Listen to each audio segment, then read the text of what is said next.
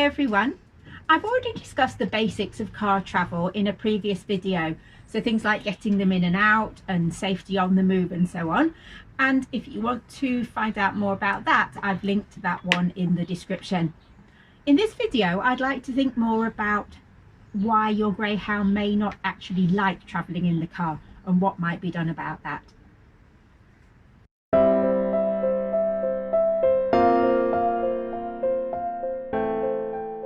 Firstly, a pretty obvious question: how might you know that they're not very happy in the car? It does tend to be quite obvious, but sometimes it can be more subtle. If you see panting or shaking or drooling, physically being sick, they might be crying, kind of whittering to themselves or whining. Standing the whole way can also be a sign that they're concerned. We see that in other situations as well, when they don't want to actually lie down and settle.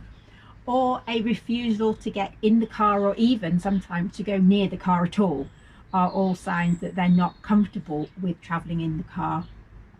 Remember, some Greyhounds also withdraw, so it could be that they're not happy to get in the car, but they appear to cope with it. They're just very quiet and not themselves. So look out for those subtle signs as well. It's not always the more obvious stuff. And what might be causing this? In the case of physical sickness, this is more common in youngsters whose sense of balance and whose ability to balance are still developing, and they may grow out of it. I remember this myself as a child, being terribly car sick, but much better as an adult. And the same happens with dogs. When their vestibular system up here in the head is not fully developed, it can make them feel really quite ill, and then you get actual vomiting. They may grow out of it, or medication may help in the short term. So if you have a youngster, this may be something to discuss with the vet. But apart from the obvious actual throwing up in the car, what are we seeing? We are seeing signs of fear or anxiety. And one thing is clear: if your dog is finding car travel scary, they're not going to want to do it, so that you might get that resistance to actually getting in the car, or that refusal to lie down once they're in the car. What might be causing that anxiety? Two main things are insecurity and pain, and let's have a look at each of those in turn. Pain might be caused from physically getting in and out of the car. So if they don't want to actually get in at all, do consider whether jumping in or jumping out is causing discomfort.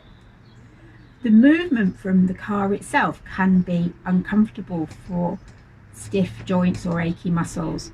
This is perhaps worse in an older dog, but not necessarily. So if your Greyhound has an old racing injury, do consider that they could find the jolting or bouncing of the car uncomfortable. And it's not just going over potholes. It could be things like being on a sprung surface, like the seat of a car. A harder surface may move less and jiggle them less, and that can be more comfortable than being on the cushions of the seat, especially if they're standing up, which makes it much harder to balance. Driving over a rough surface is bound to be a problem, so speed bumps, potholes, and bracing themselves to avoid falling over if they won't lie down. Even if they do lie down, they may feel they need to brace to stay still on the seat.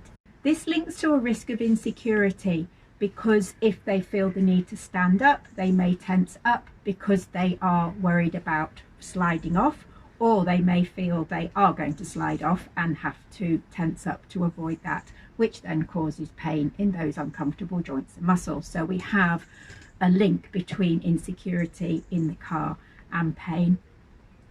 They may also be fearful because they remember it being unpleasant last time. Dogs can learn in just one event, so one bad experience, such as an emergency stop where they slid off the seat, could lead to longer term scared dog when it comes to going in the car. And maybe something happened on the journey that has become linked in their mind, such as a bird scarer, or loud noises such as alarms have gone off while you're on the journey, and that has made them scared to go back in the car again. We might feel secure in a car seat because it's designed to fit our body and we're held in place with the seat belt. The chances are your seat is not designed to suit your dog, and they have to make more effort to stay in position. If their muscles have to keep making small movements to hold them in place, then that can be tiring over a period of time or downright uncomfortable. Just imagine being on a slippery seat and constantly having to avoid sliding off. After a while, it can aggravate discomfort you have, but also it can make you quite tired. So a longer journey may be a cause for greater discomfort. So what can we do about it? First of all, have a think about where they travel and how they're fastened in. So some dogs will be better on the back seat, others will be better in the boot of the car. That may come down to whether they're better with a bouncy soft surface or a firmer surface, as in the boot of the car. Remember, the ride at the back of the car is typically a bit rougher than the ride at the front, especially if they're over the rear axle, as they would be if they were in the boot. So consider the size and shape and dimensions of your car as well in terms of where the dog is placed. If you're using the back seat, think about a hammock. This will take account of any risk of them falling off the seat into the footwell, and you could put padding in the footwell to help reduce the risk of that as well. It also gives them a wider space to sit on, which can make it easier with their long legs. You only have to see some dogs lying on a sofa with their legs sticking off the edge to see how they could have problems on a seat with the depth of a back seat of a car. And think about your driving itself. Think about your route. Windy roads are more likely to cause problems than straight runs. So think about the route you take. When you're on a longer journey, it pays to have frequent breaks so they can stretch out and they can move and toilet if they need to. And think also about your driving. I remember when I was learning to drive, my driving instructor suggested I consider that I perhaps had a glass of wine on the bonnet of the car and I wasn't to spill a drop as I drove. If you can drive smoothly enough to keep that glass of wine full, then your dog is more likely to have a comfortable ride. Think about calming remedies such as medication before the journey or sprays to use in the car, which might help them relax as you go. That's all for today. We'll be back again soon with more videos for you. Bye for now. Well, don't just stand there. Give a chap a hand. Wait, mind where you're putting those hands. I can see your house from here. I'm going to enjoy being in it.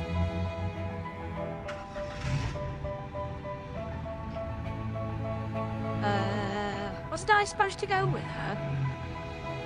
It's enough to give anybody a complex. Come on, get a shift on you. I'm here to see my public. I hope you've made sure there's no paparazzi about. I was promised treats for this, and I don't see no treats. AJ ain't impressed. Look out for new videos every Monday, and why not subscribe so you don't miss out?